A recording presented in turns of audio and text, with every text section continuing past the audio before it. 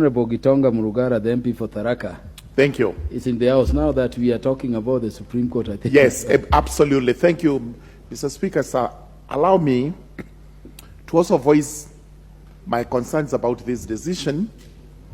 And from the outset, say we are not, as a House, attacking the Supreme Court. But we are expressing a totally differing opinion with what they rendered. That we speak. We may not speak as a court, but we speak on behalf of our own people who have elected us to represent them here. And therefore, our voice is the voice of the people, while their voice was actually the voice of the court.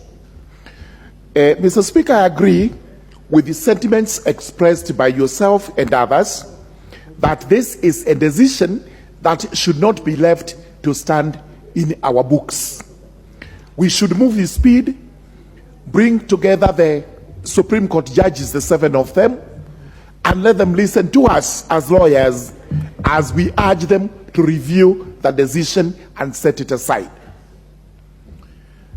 We know very well we cannot compare law with morality, but sometimes moral issues supersede the law.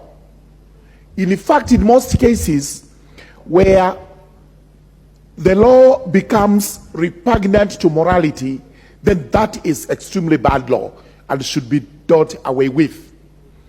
It is quite clear from our books that some of these things in LGBTQ are actually outlawed.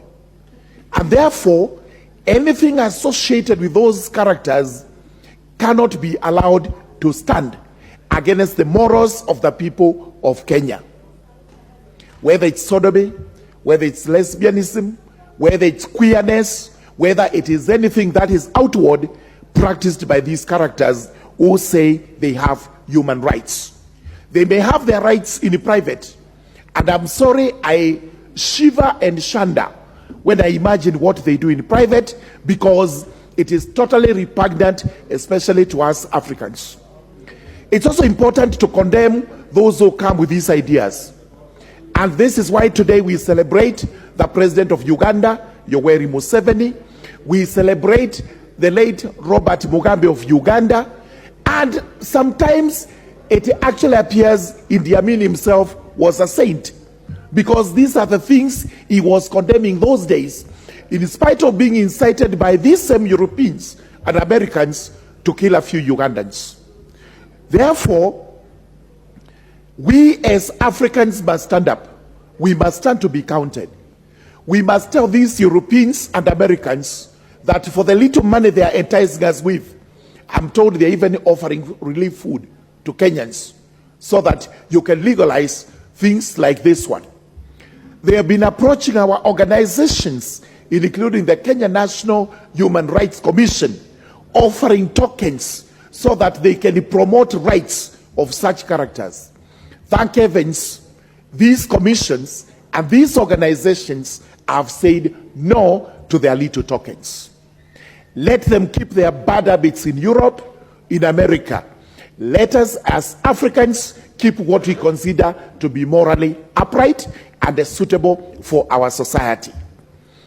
For example, look at these people who are telling us today, these are human rights. They are the ones who came here, and the first thing they did was to point out that Africans do not marry out of love, but do purchase wives because they are polygamous. What is better compared to the two? Polygamy and such queerness they are advancing to us. Polygamy actually has nothing right, nothing wrong in terms of morals. It's upright. It should have been encouraged. Number two, they are the ones also who came along and told us that you people, you don't know how to live. Your customary laws are repugnant to justice and morality, and what have you. Those are the laws that had kept us Africans within the fabric of a good family, which we have maintained to date. Therefore, this judgment, this ruling, should actually be re-examined through a review. And if the review is denied, rest assured as a House, we will move to outlaw everything they have done, because we have power to do so. I support the adjournment motion. Thank you, Honorable Patrick Makawa.